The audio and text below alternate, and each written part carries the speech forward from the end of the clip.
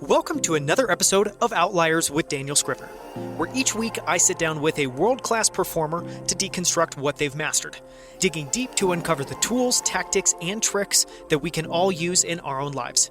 And we have an incredible show for you today. My guest is the one and only Kevin Kelly, at Kevin2Kelly on Twitter. Kevin was the founding executive editor at Wired magazine when it launched. He's the author of multiple best-selling books, including What Technology Wants and the New York Times bestseller, The Inevitable, Understanding the 12 Technological Forces That Will Shape Our Future, which are two of my all-time favorite books on technology. His perspectives of science and technology have been featured in the New York Times, The Economist, and Time magazine. Just to give you a sense for how prolific he is as a technology philosopher of sorts, when Steven Spielberg was working on the movie Minority Report, he brought Kevin on as a futurist advisor. Kevin helped shape the world of Minority Report and helped dream up the gestural interface shown in the film, which is something we talk about a little bit in the interview. Today, Kevin publishes a weekly newsletter called Recomendo, as well as the weekly podcast Cool Tools. You can find Kevin Kelly online at kk.org and on Twitter at Kevin2Kelly. With that, please enjoy this episode. Kevin Kelly, I am so excited to chat with you, so thank you so much for your time. I've been looking forward to this conversation for a ridiculously long time. It's a real privilege and pleasure to be here with you, and I'm so glad you invited me. Thank you so much. So I want to start with something that really stood out to me as I was doing research for the show and for this interview, which is I would say that you have a really interesting relationship with technology. You write about that your dad introduced you to computers and gave you a sense for the optimistic nature of technology, and you spent your 20s at the opposite end of the spectrum with a total disregard for it, and yet you've ultimately become an incredibly optimistic advocate for it. So can you maybe walk us through that and share how that shaped your experience and how that shaped your approach and perspective about technology? I was growing up in high school, kind of hippie-ish, and like hippies, I was kind of keeping technology at my arm's length. I was very influenced in high school by Henry David Thoreau, who wrote Walden, which was sort of my hero. And the prospect of sort of living a simple life, simple meaning not much stuff around, not much technology in particular, was very appealing to me. And I set off after high school with that kind of a bias in mind. And I spent a lot of time living with people who didn't have very much technology, which was a lesson in itself.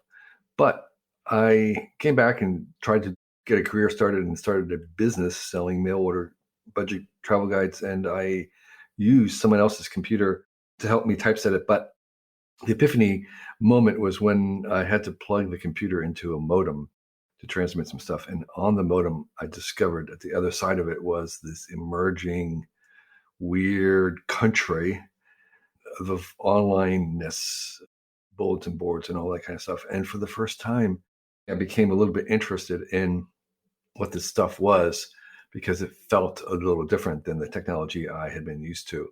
It had a different character. There was something more human scale about, or there was just a lot different. And I wanted to find out more. And I started to investigate. And my method of investigating is to write about it. And so slowly I had the realization that this technology was far more appropriate to what I wanted to do. And it was the first camel's nose into the tent of me rethinking technology overall. And as I got deeper into it and there was more of it and eventually got involved in actually making it with the well, I felt that I was seeing a different face of technology, and that face became more and more prevalent the deeper I got into it and computers came online, and the complexity of those computers struck me as almost biological.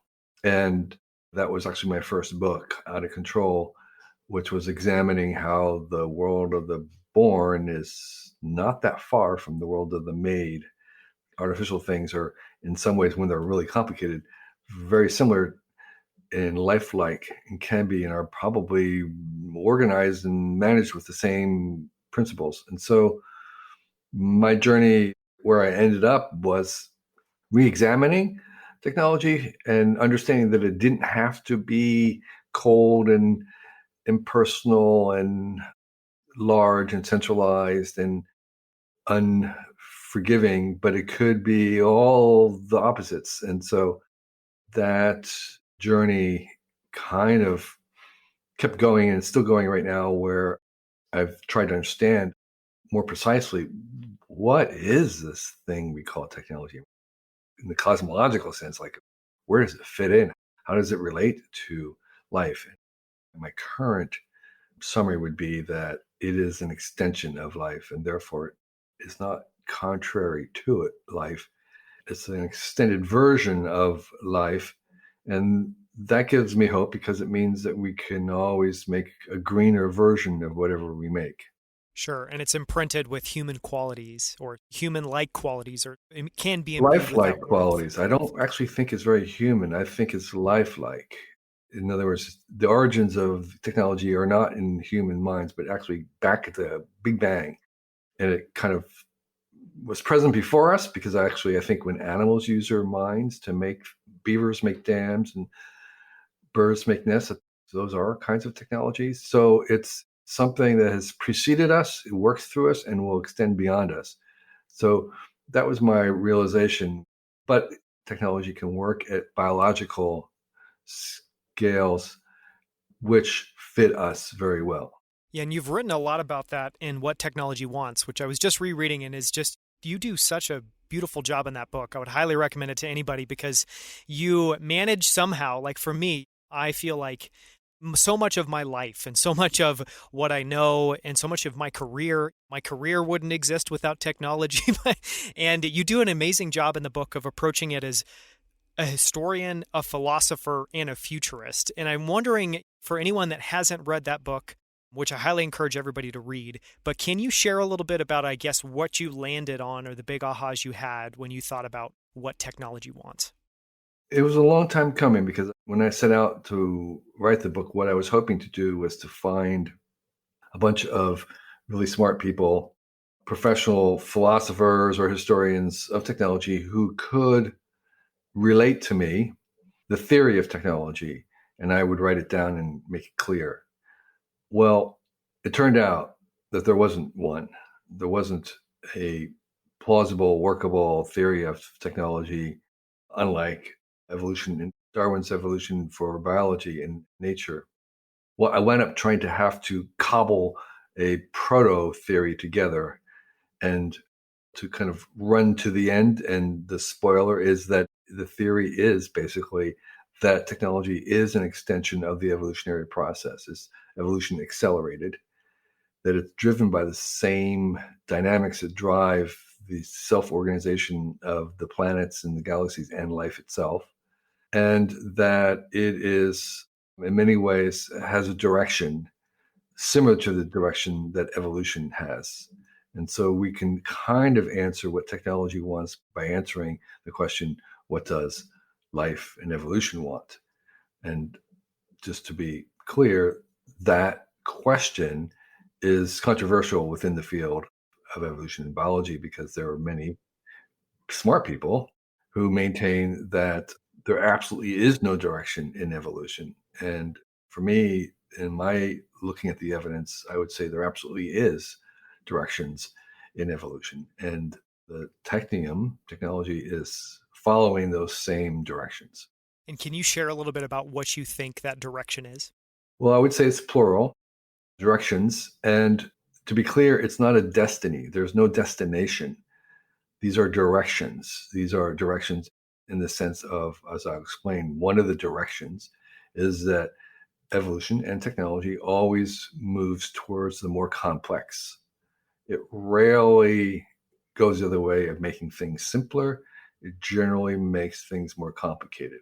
We can increase the number of simple things, but the general pattern of evolution. So evolution is not really still evolving bacteria, but it's evolving other things, because bacteria is kind of, there'll be mutations and there'll be small advances in that space, but the open area is towards more complexity to make things ever more complicated. The same thing with technology in general is going to tend towards making things more complicated, which suggests that in the future, the devices you have will be ever more complicated. Now, They may have a beautiful, simple egg-like interface. They may look as shiny and round as an egg, but inside they will be more complicated, and they might even require more sophisticated knowledge to harness their full power. So that's one direction, towards more complexity. Another direction is towards diversity. And this is true in life. So we have a very simple, where all the organisms are kind of initially evolved. They're very similar to each other. They're kind of blobby, but over time, evolution makes increasingly various different kinds of organisms. And the same thing with technology. We'll make ever increasingly diverse kinds of technology. So that's, again, not at a destination, that's a general direction. And the third one, just for illustration purposes, would be like there's a general move in evolution from the general to the specific. Things are kind of multi-purpose in the beginning, and over time they tend to get more and more specific. And so we have maybe a bacteria that could live kind of almost anywhere, and then over time you have bacteria that can only live in hot springs above 50 degrees centigrade with a certain amount of sulfur. And the same thing we see in technology. We have a camera in the beginning, and then we can kind of make a high-speed camera, and then we can make an underwater high-speed camera, and then we can make an underwater infrared high-speed camera.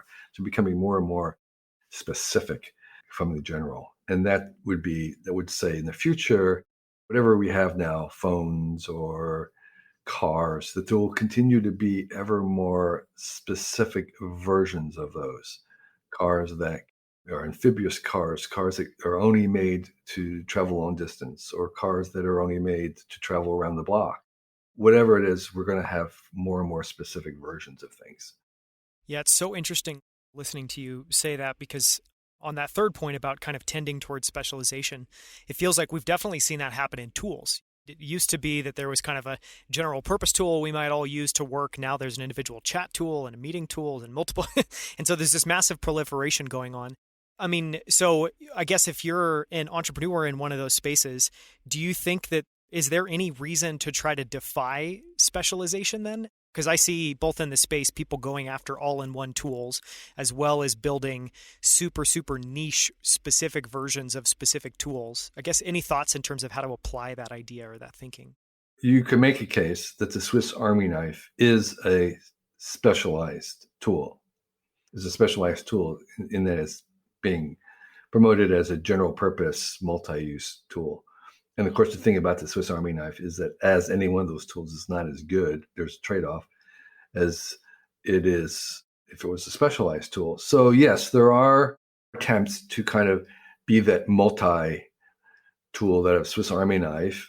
Again, there probably isn't a huge space for them. Maybe you can have one or two, but it sounds like it's a viable specialization, which is to be this multi-purpose, is a better way to put it. And understanding that it's a very delicate position to be in, because you have trouble doing anything really particularly well. And then, of course, the other thing is whenever there's a new territory being developed, the first tools will probably be general purpose, as they kind of try to figure out, and it's kind of an obvious way to occupy that space. And people, the owners, the inventors, will try to hold on to that position as long as possible when these other specialized tools come up. So there will always be kind of new specialized tools. But like if you would say, well, technology has been around a long time, I don't know, cars, automobiles, there is, I guess you could say, a general purpose car, a car that does off-roading and suburban car and long haul and is lightweight. I mean, no, there's just going to be trade-offs. And that's the engineering principle of everything has a trade-off. Everything's a trade-off. You can't optimize all things. And that's a lesson, by the way, later on if we talk about AI.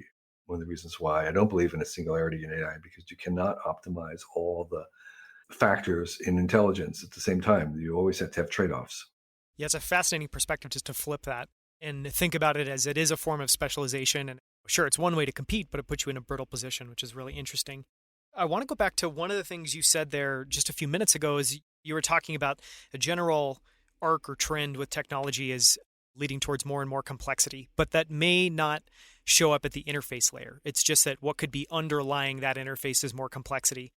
Does that mean that that interface layer is over time, you think that that will stay simplistic and will be a way of kind of, I don't know, containing or, I don't know, helping people understand and manipulate that complexity? I think Talk you about put it that. very well.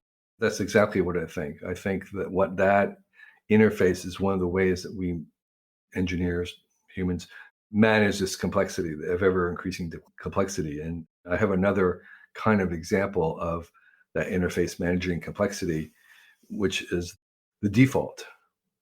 So most complicated software programs are so complicated and you have so many choices that for the beginner doesn't want to think about, and it would just be overwhelming and crushing to have to deal with deciding all these things. So you insert or you create defaults, and the defaults hide the possibilities from you until you are ready to summon them. And then at that point, when you're kind of educated enough and powerful enough, and you have enough capabilities, you can then change the defaults. But until you do, that complexity is hidden from you. And so this idea of kind of skinning a skin to the complexity of a very, very simple interface is one of the ways that we finite beings are going to deal with the complexities that we're creating. And we'll have things like defaults where you can kind of get as much of that complexity as you want and no more than you need. Do you think that that's been a reason that I guess design as a discipline, as a career, has taken off because they kind of exist at that realm of sculpting what that interface is? And I guess any thoughts about how that might evolve or become more Again, I think valuable? you're absolutely right. That is what the design approach is a big part of their job is understanding that you are forming this interface to complexity, basically.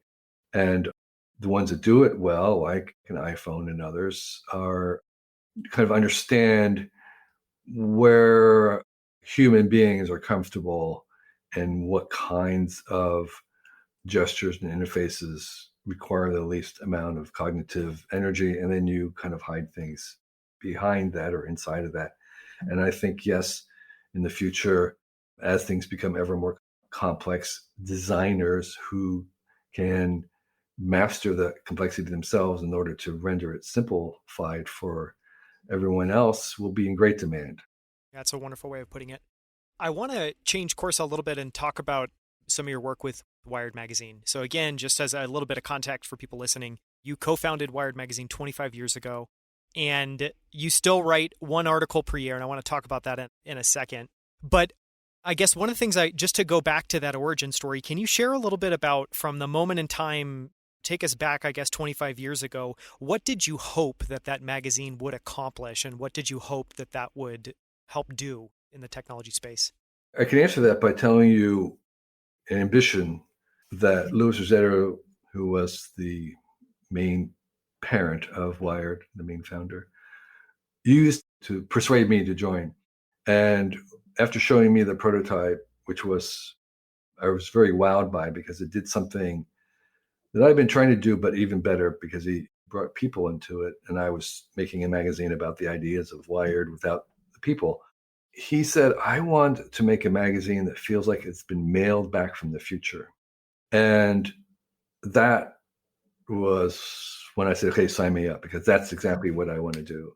I want to have it be a package, a message from the future. And what that entailed in some ways was just as if you were to read, it's like a current issue of Wired today, 25 years ago, and we'd be mailed back from the future, there'd be a lot in it that would be assumed, that would not be explained. And that's one of the things that we were trying to do, was we were trying to talk up to the readers rather than talk down, which was a very common stance for mainstream magazines and stuff. Is, pretend that you're writing to a seventh grader or something. When you use the word DNA, you've got to explain it. And it's like, I don't ever want to see an explanation of DNA again, because we were talking up. We were using language as if we were talking to each other. And I would tell writers, look, you are writing not to this, you're writing to me. I am your audience.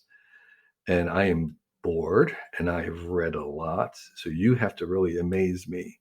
Don't talk down, you're talking to me. And so that sense of kind of a peerage was part of what we were trying to do. And then this other idea of taking William Gibson's observation of the future already being present, but we're unevenly distributed.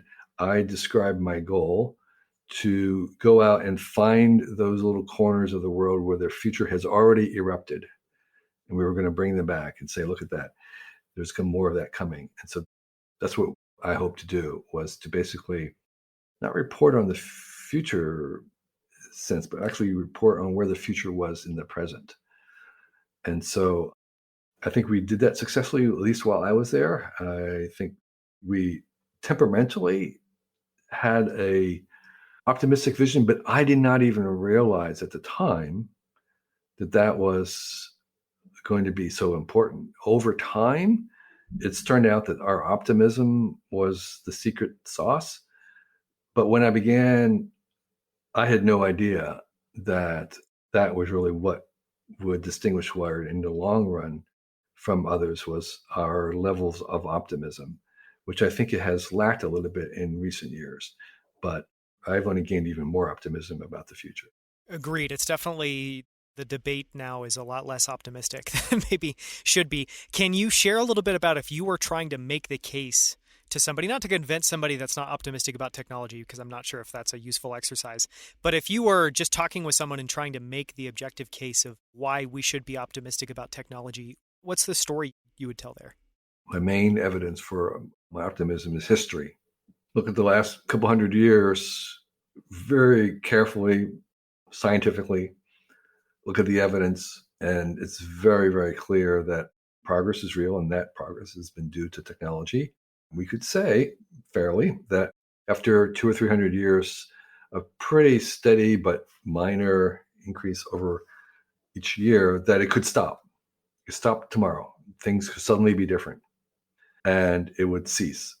That is possible. There's a greater than zero chance, but it's very, very unlikely. The statistical probability is that those forces, that inertia, that momentum would continue, and the progress we've seen over the last couple hundred years due to technology will continue. That's, I think, the most convincing argument. And that, again, the delta, the amount of good that we create compared to the amount of stuff that we destroy, is only a percent. It's a minor degree. And that percent is invisible. You can't really see that delta, except in hindsight, except if you turn around and look, because then it's compounded over time. And that's how we get civilization. And so that's why the hindsight's so important, because you can't really see it right now, a 1% difference in the good versus the bad.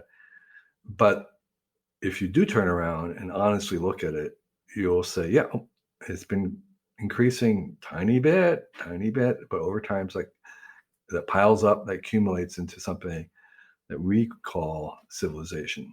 And I love the way you state that argument, because I feel like, well, there's a preponderance of evidence if you look backwards, but it's not to say that technology is overwhelmingly positive, but it does move us in the right direction. It does compound over. There's a net gain. I would say, and I'm sure critics would agree, that most of the problems we have today have been caused by technologies that we've invented in the past.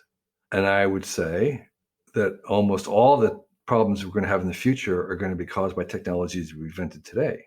And I think most critics would probably agree with that, most techno skeptics or dystopians. Where I diverge is that I believe that the solutions to the problems caused by technology is not less technology, but better technology. It's just moving forward, pushing it forward. Right. That we can't turn the technology off or prohibit it or ban it or turn it away, because then we don't get to steer it.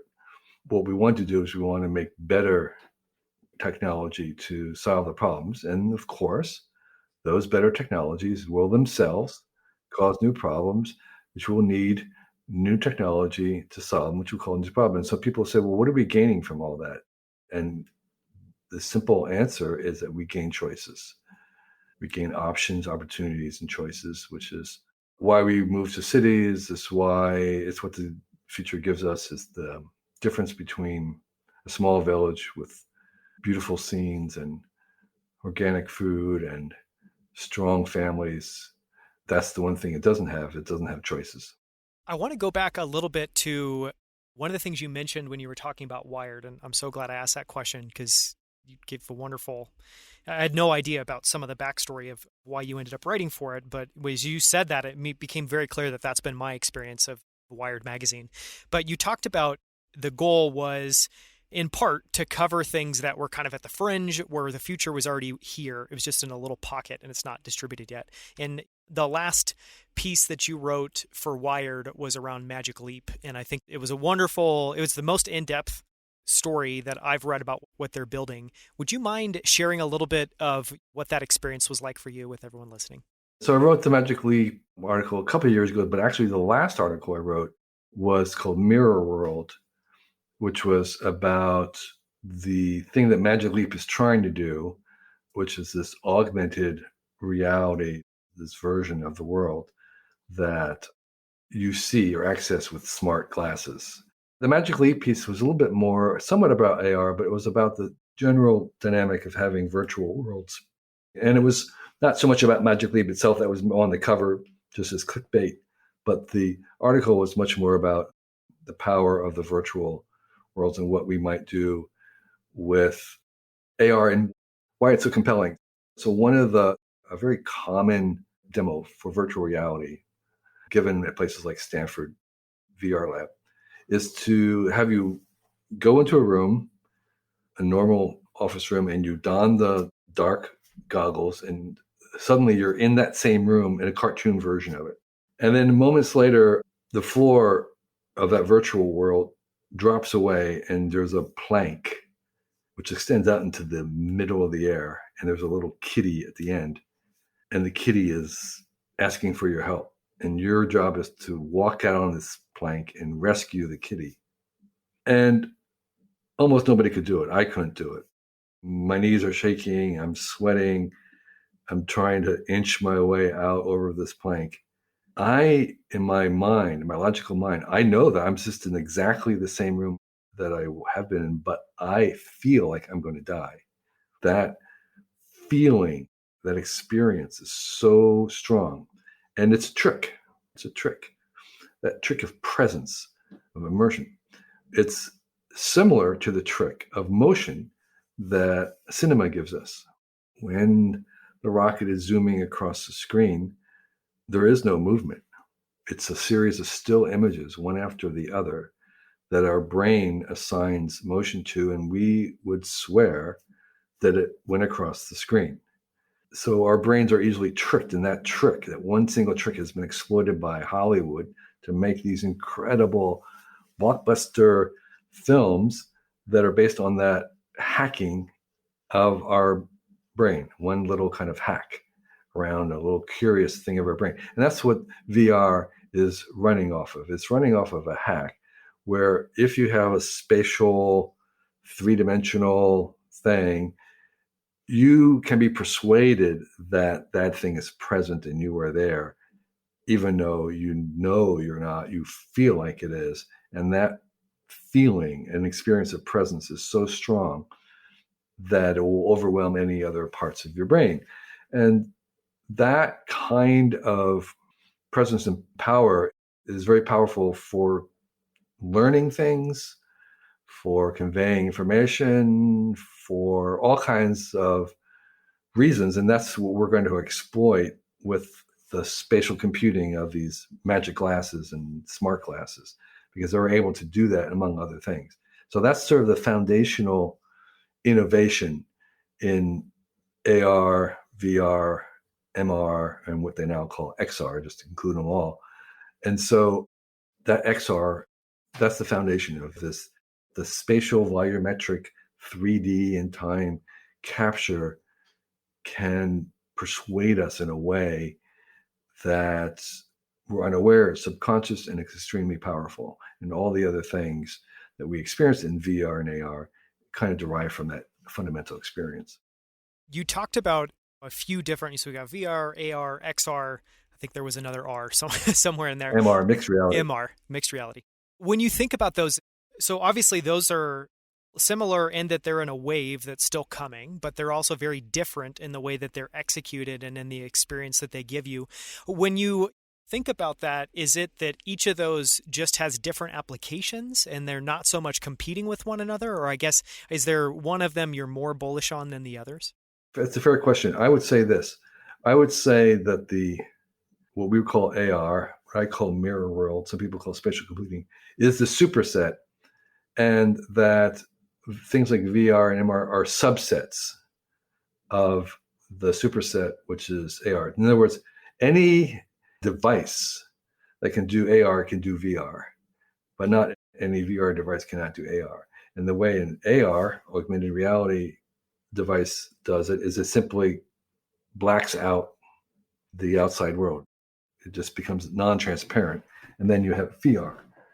But that it's hard for VR goggles to become transparent because it's completely different technology. So the superset will be covered mostly with the augmented reality smart glasses that can do VR as a hack. They may not do, again, to the specialized, they may not do it as well, but they could certainly do some version of it.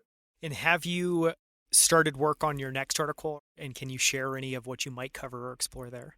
So what I'm exploring now is the term, they call it generative art. And so the premise, or I should say, the common knowledge is that AI is not creative. I mean, this is sort of, again, the moving goalposts. So in the beginning, the difference between computers and humans was, they can't think or whatever. They can't play chess. And so then they play chess. And, they can't play Go. Well, okay, then they play Go.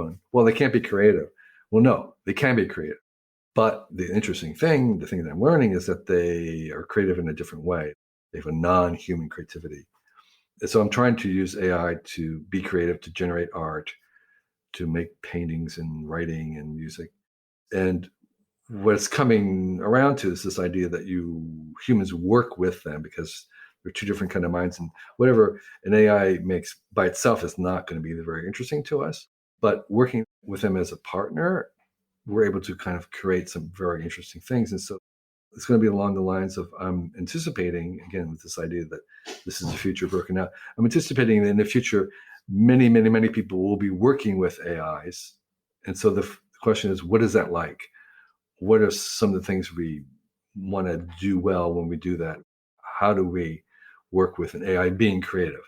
So that's what I'm kind of looking at by trying to see what kind of art we can make together with an AI. Yeah, it's fascinating hearing you talk about that. It immediately makes me think of, have you read the book or heard of Red Moon? No. Well, I haven't read it. I don't think I've heard it, but I definitely haven't read it. So Red Moon.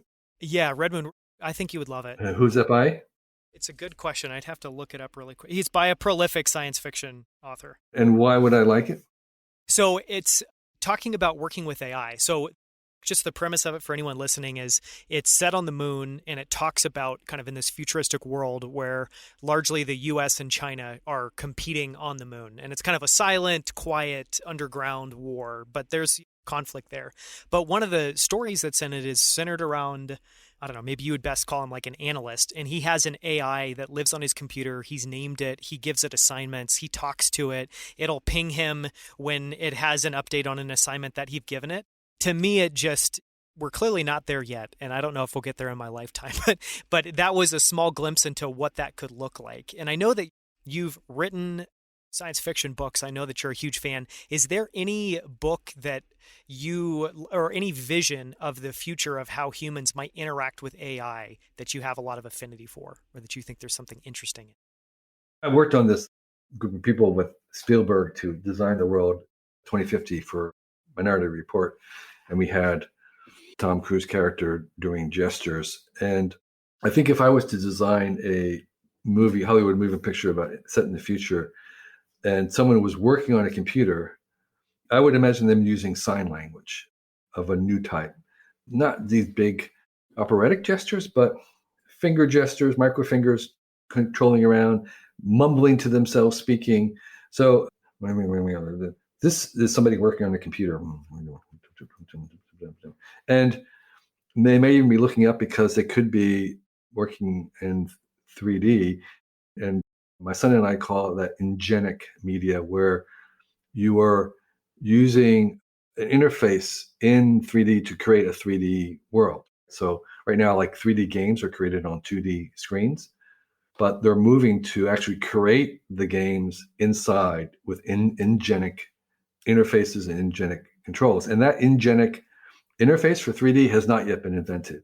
So the Windows mouse metaphor has not yet been invented for the spatial mirror world that we are likely to be working in the far future. But I think looking around, doing this, indicating and talking, this might be how we are going to be communicating with our computers in the future.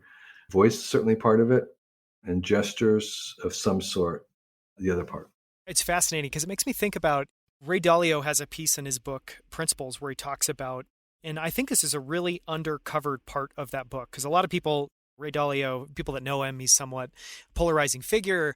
People kind of react at a high level to his book, and it's about creating a meritocracy, and they kind of judge him on has he done that successfully yet. But he has one piece in the book that I think is really undercovered, which talks about that he thinks everybody should be thinking of what they do in terms of algorithms, and that you're basically trying to codify kind of what you're doing there.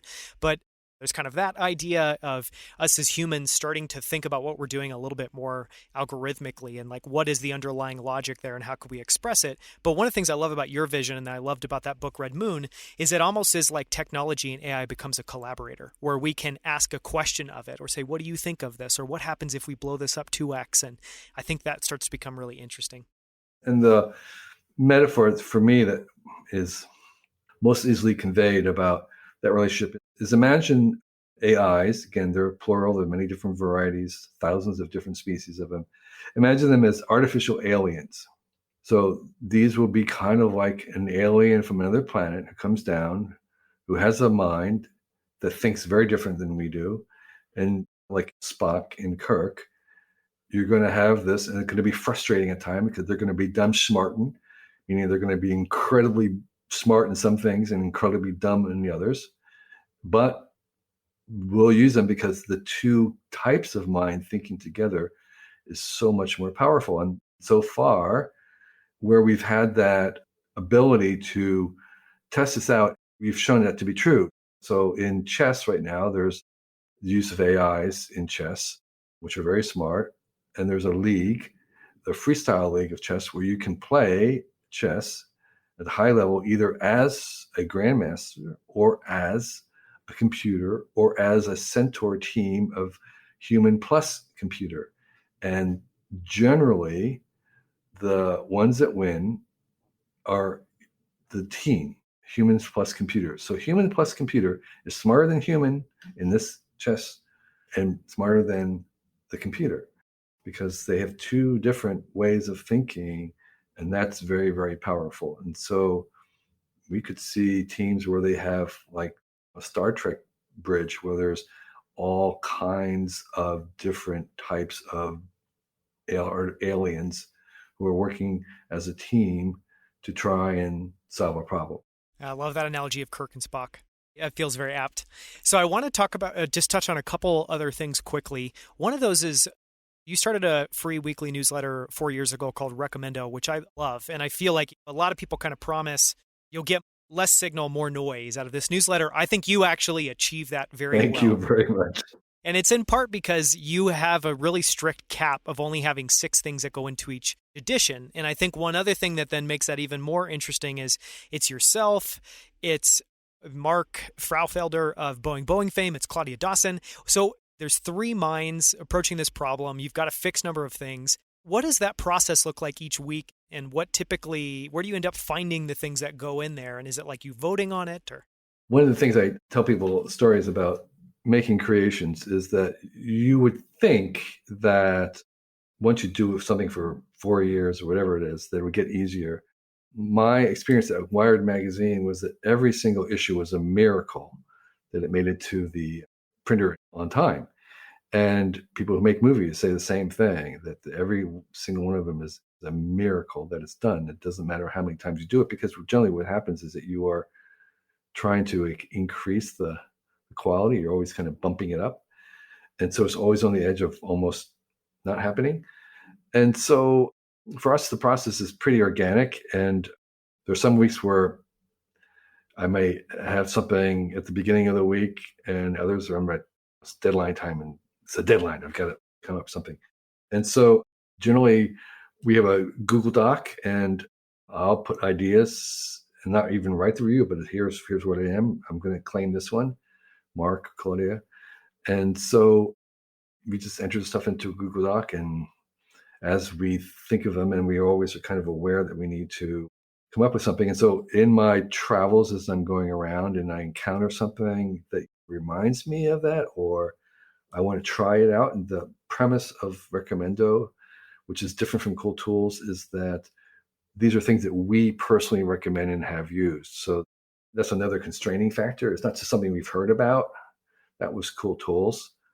It's just like, no, we are using it or doing it. And you're swearing by it. Right. And so part of that process, you ask how it's written, is actually trying to use these things, to constantly be trying out or new tool, a new place, and then or watching something and then coming back. And so it kind of forces us to be open and curious to try new things, because that's part of the job. And that's where most of the time goes, is, okay, there's someone who recommends an app. Okay, well, let's try the app and see if it works. Or here's a shortcut.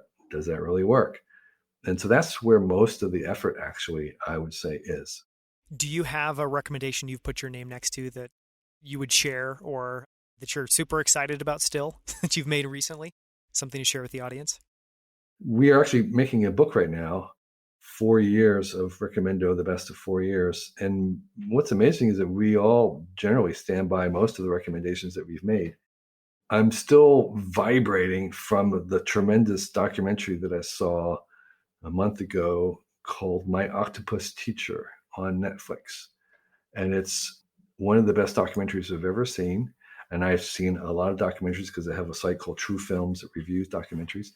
And it's about this guy who went to visit the same small octopus on a kelp reef every day for a year and filmed his encounters with it. And the two became very deep friends. And it was what the octopus taught him. It's amazing, amazingly filmed, amazingly profound. It kind of echoes into oceanic themes. It's just really, really great. So that was an example of something that I recommended. Sounds wonderful. I need to go. I've heard that mentioned before, but that's the best sell I've heard of yet. I will go watch it after this. So there's a million more questions I could ask you, but I want to be respectful of your time. And so I'll leave it there for today. But just one closing question is, I typically would ask a couple, but just that we're short on time. Is there anything that you would like to share with the audience? As like a final word, just requests, comments, complaints, anything that you would just put forward to share? Well, you seem to be interested in technology, and we've talked a little bit about it, and I've talked about my optimism and kind of a little bit of alignment with what we were just talking about in Recomendo of trying new things. What I would say about technology is that I try to be a minimalist in my own adoption of technologies.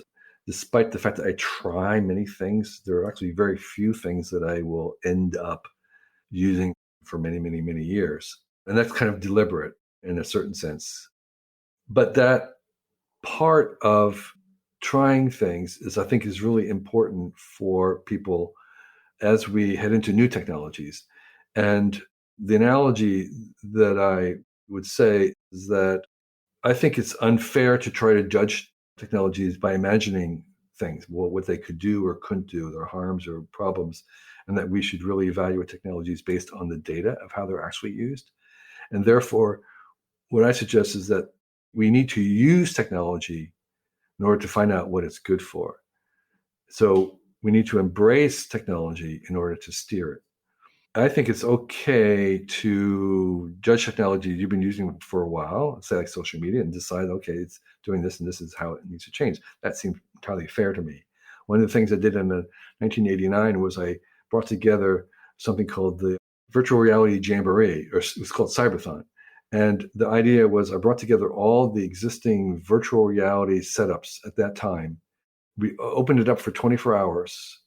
And we wanted as many people to come in and try VR as possible, because even at that time, people were writing about VR who had never, ever used it. It was like, come on, common. we're going to make this as public as possible. As many people could come in, so then you can write about it and what your experience was. So I would say my default stance is to embrace these technologies and embrace them, and through use, try to steer them where we want them to go. Seems like a very clear-eyed way to think about it. Thank you so much for your time, Kevin Kelly. It's been wonderful talking with you. It's my pleasure. Thank you for having me. I really enjoyed it. Until next time, thank you so much for tuning in. For show notes, including links to everything mentioned in this episode, visit danielscrivner.com. There you can also sign up for my weekly newsletter, where each week I send out a single email with all of the best quotes, themes, and ideas from the latest episode. To sign up for that, visit danielscrivner.com/email. Just one more thing before you take off. If you enjoyed this episode, please leave a quick review in iTunes or Apple Podcasts. Great reviews help us land great guests. So if you've enjoyed this episode, take 30 seconds to leave a short review. We would so appreciate it. Thank you so much.